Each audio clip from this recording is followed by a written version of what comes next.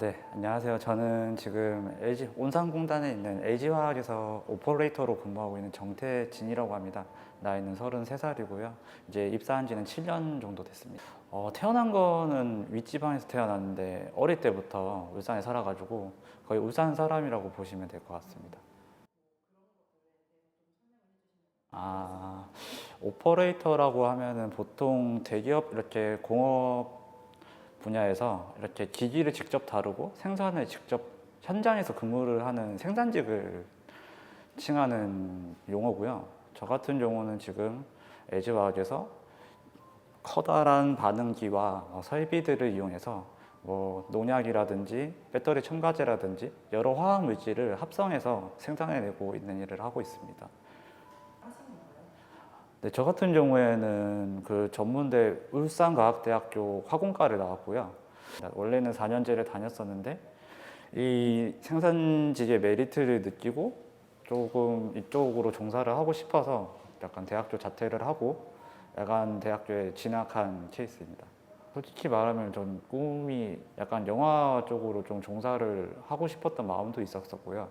근데 좀 집이 조금 어려워져서 그냥 돈을 벌어야겠다는 생각이 들어서 이렇게 자퇴를 결정하고 이렇게 하게 됐습니다. 문과 출신이다 보니까 일단 수학이라든지 과학이라든지 특히 화학이라든지 이런 거를 공부하는데 어려움을 좀 많이 겪기는 했어요. 실제로 지금 화공과 같은 경우에는 상당히 공부할 것도 많고 경쟁자들의 수준도 상당히 많이 올라와 있는 상태거든요. 그래서 거기에서 저도 성적을 내야 취업을 할 수 있으니까 좀 엄청나게 노력을 많이 했었던 것 같아요. 하루에 돈도 벌고 하루에 10시간 이상 도서관에 박혀가지고 공부도 하고 그랬었던 것 같아요. 예. 이야기를 해주셨던 분들이 있으셔서 그걸 선택을 하신 건지.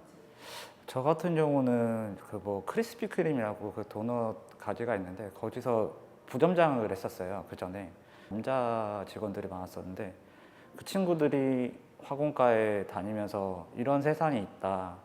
솔직히 말해서 여기서 일을 하는 것보다는 그냥 공업 쪽으로 나가는 게 나중에 비전도 있고 돈도 더 많이 벌고 지금 정태진님 상황에서는 이제 훨씬 더 낫지 않을까라는 의견을 많이 줬었어요. 실제로도 같이 일하던 아르바이트생들이 졸업을 하고 대기업에 들어가고 제 월급의 2배가 넘는 금액을 받아가는 걸 보면서 나도 저렇게 살아야겠다라는 생각을 했던 것 같아요.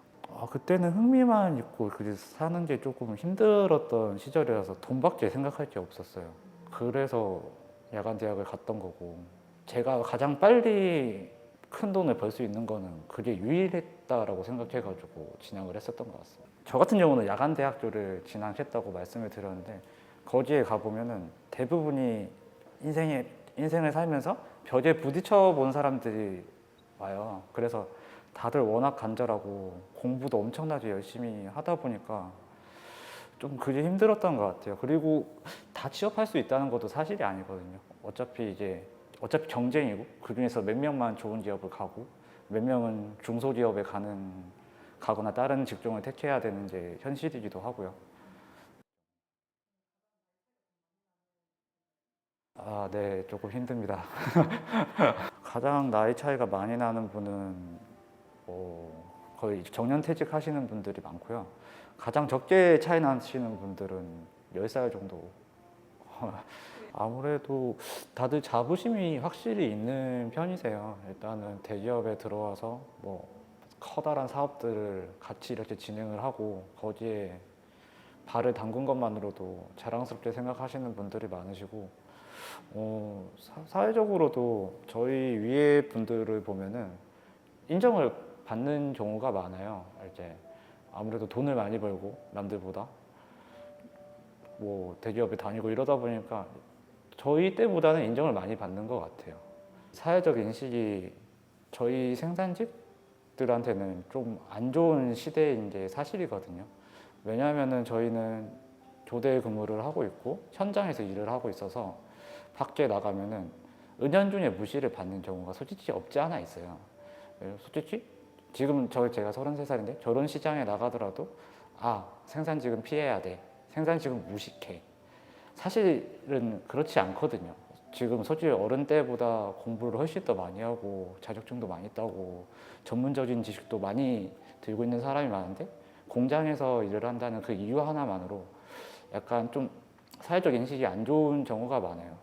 그래서 이런 말 하기 좀 그런데 소개팅 같은 거 가도 생산직이라 하면 얼굴이 바로 이렇게 문드러지시는 분들도 계시고 뭐 많이 힘드시네요. 혹시 무식하다라고 생각하시는 분들도 계시고 약간 그런 게 조금 어른들과는 좀 다른 사회적 인식이 아닌가 싶습니다.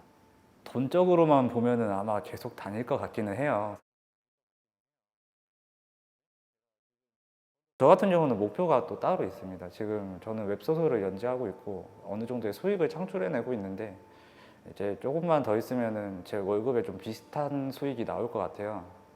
그래서 만약에 이제 월 1,000만 원을 찍는 순간 약간 이 공장에서 좀 벗어나야겠다는 생각을 조금 하고 있긴 합니다.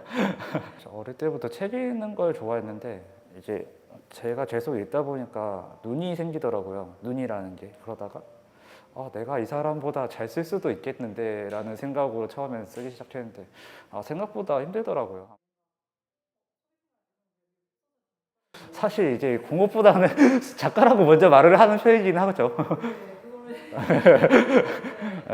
더라고요. 아무래도 상업적인 분야다 보니까. 그래서 지금 한 2년 정도 글을 쓰고 있는데 도대체 이제 조금은 경험치가 쌓여가지고 이제 좀 성장해 나가고 있는.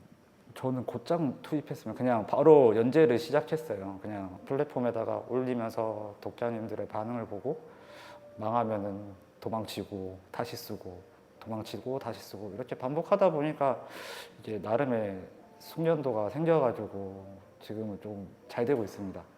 한번 설명을 한번 해주세요.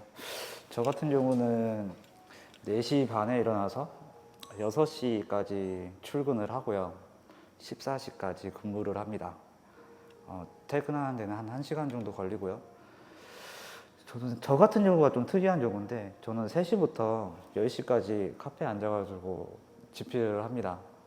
이제 좀 글 쓰는 게 좀 많이 걸리다 보니 그 다음에 집에 가서 바로 잡니다. 이게 제 일상입니다. 제 걸 보면 이러다 곧 죽을 수도 있지 않을까라는 생각이 갑자기 드네요.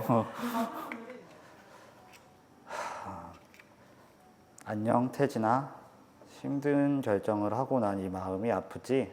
괜찮아, 별거 아니야. 아파하지 마. 그 뒤에 더 아픈 일들이 많이 기다리고 있거든. 그때처럼 계속 웃어. 살아보니 웃지 않으면 버티기 힘든 세상이더라. 근데 말이야, 그래도 살만은 해지더라.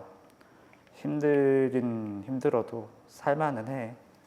그러니까 포기하지 말고 지금처럼 살자. 화이팅.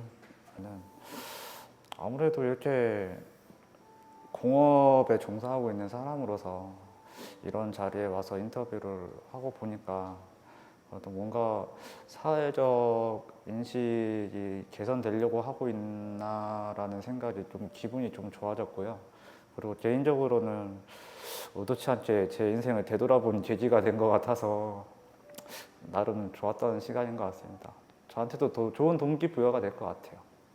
저는 되게 긴 시간 동안 이게 사실 인터뷰이긴 하지만